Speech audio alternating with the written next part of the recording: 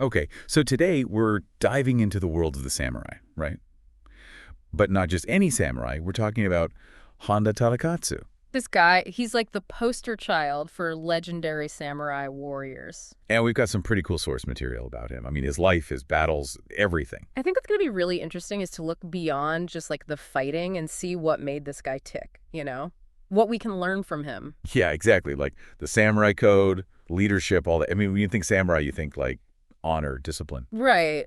Bushido, that whole code of conduct, it's more than just swinging a sword, it's a whole way of life. So break it down for me. What were like the core values, the things they live by? Okay, so Bushido, it emphasized honor, loyalty, obviously, Hmm. but also courage, self-discipline, huge respect for authority. And like a willingness to sacrifice yourself for something bigger than yourself, right? I mean, it sounds pretty intense. Oh, absolutely. I mean, imagine living in feudal Japan, constant warfare.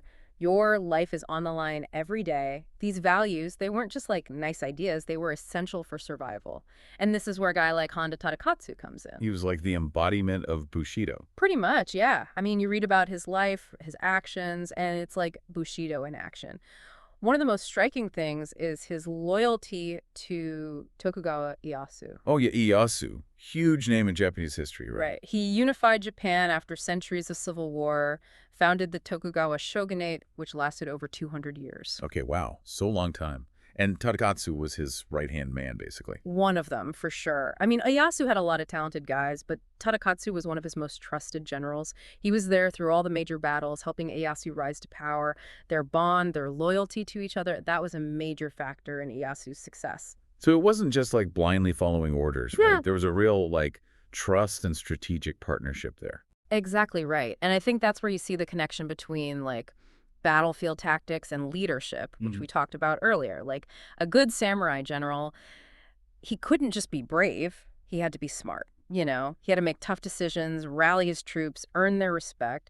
And that takes a certain kind of person. And a lot of those qualities, they translate to leadership today, you know? Totally. It's like, how do you motivate people? How do you inspire them? How do you make the right calls when everything's crazy? Those are timeless skills. Exactly. And that's where Tadakatsu's undefeated streak comes in. You know, we're talking 57 campaigns, not a single loss. Wait, 57?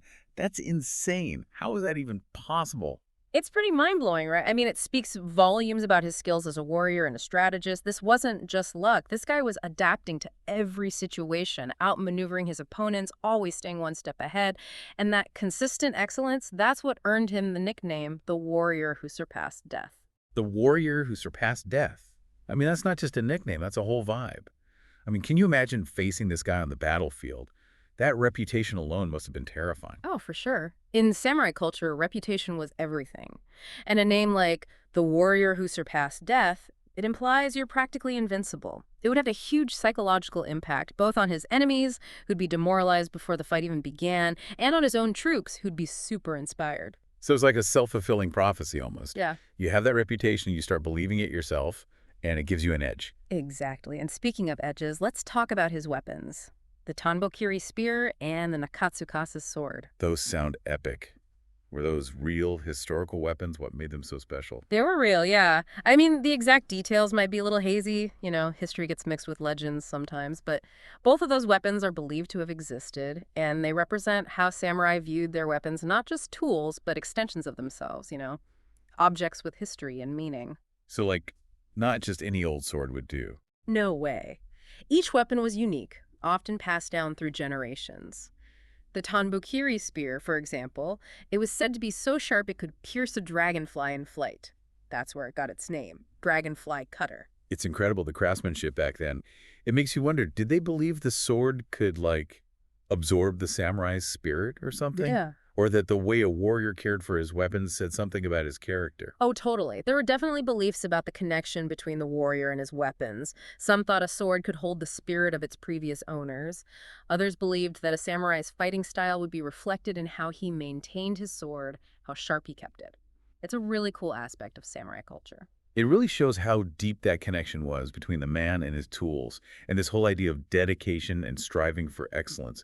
It makes you think, if someone could apply that level of focus to anything, imagine what they could achieve. That's what I find inspiring about these stories, you know. Totally.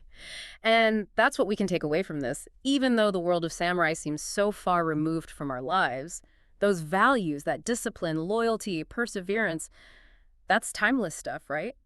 We might not be facing armies on horseback, but we all have our own battles to fight. Right, whether it's at work, in relationships, whatever, those qualities are valuable. But it's interesting, because our source material, it focuses on the heroic side of Tadakatsu's life, Yeah. which is super cool, but it does make you wonder, what about the realities of samurai warfare? You mean like the human cost, the impact on society? Exactly. I mean, war is never pretty, right? So it's something to think about. As we're admiring these legendary figures, it's important to remember the bigger historical context and all the complexities that come with it. For sure, there's always more to the story. And sometimes the most interesting stuff is hidden beneath the surface. Well, on that note, we'll leave you with that thought. Go do some digging. Thanks for joining us on this deep dive into the legend of Honda Tadakatsu. Thanks for listening.